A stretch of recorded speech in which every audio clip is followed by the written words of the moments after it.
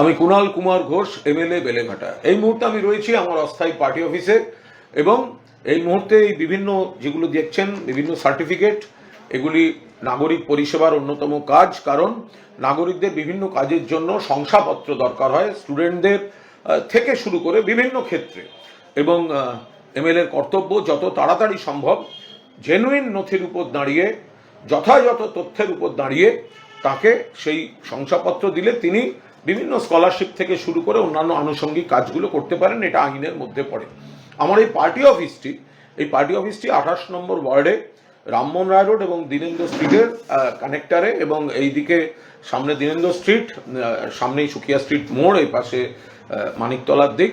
ফলে বেলেঘাটা কেন্দ্রের যাদেরই প্রয়োজন এবং বিপুল সংখ্যক মানুষ তারা আসছেন, এবং আমি চেষ্টা করে যাচ্ছি, এবং আমার অফিসে আমার সচিব সোমনাথ সাহা এবং আরেকজন রয়েছেন মেজদা, তারা কিন্তু যা দেবেন জেনুইন ডকুমেন্ট দেবেন, নিয়ম মতো যা যা দেওয়ার তারা খতিয়ে দেখে সার্টিফিকেট তৈরি করে রাখেন। এবং আমি চেষ্টা করি কোনোভাবে যেন এই ঘোরাঘুরি বা দেরি হ্যারাসমেন্ট না হয়।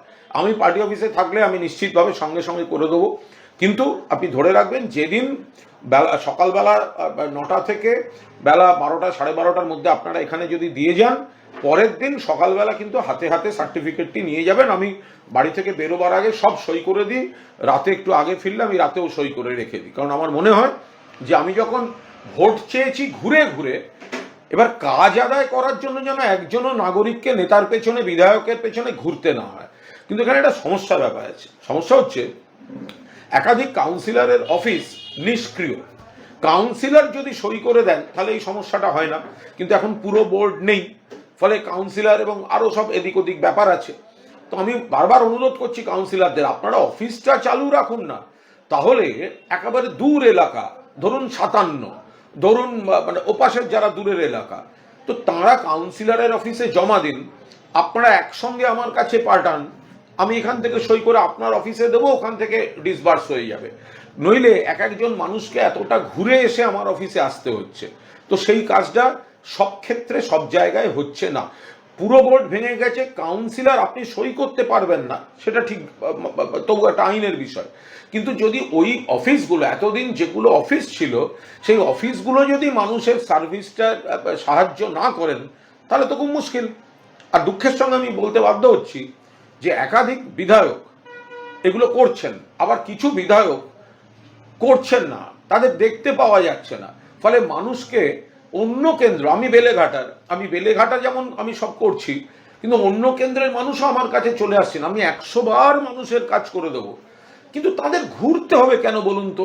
আমরা যে দলে থাকি, আমরা ভোটের সময় বাড়ি বাড়ি পাড়া পাড়া ঘুরে হাত জোড় করে ঘুরে ভোট চেয়েছি। এবার মানুষ একটা সার্টিফিকেটের জন্য মানুষ ঘুরে বেড়াচ্ছেন আমাদের কাছে, এটা কেন হবে? আমাদের মিটিং মিছিল রাজনীতি সব থাকবে। আমাদের তো অনেক এমএলএ বা অনেক মানে এক্স কাউন্সিলর, তারা তো সব মানে ক্ষমতায় থাকার সময় এক একজন লাট সাহেব হয়ে গেছিলেন, কিন্তু এখন কে হোটেলে বিদ্রোহী, কে অমুক তমুক অমুক, এই তা এখন মনে হচ্ছে না যে মানুষের পাশে দাঁড়িয়ে এটা করি।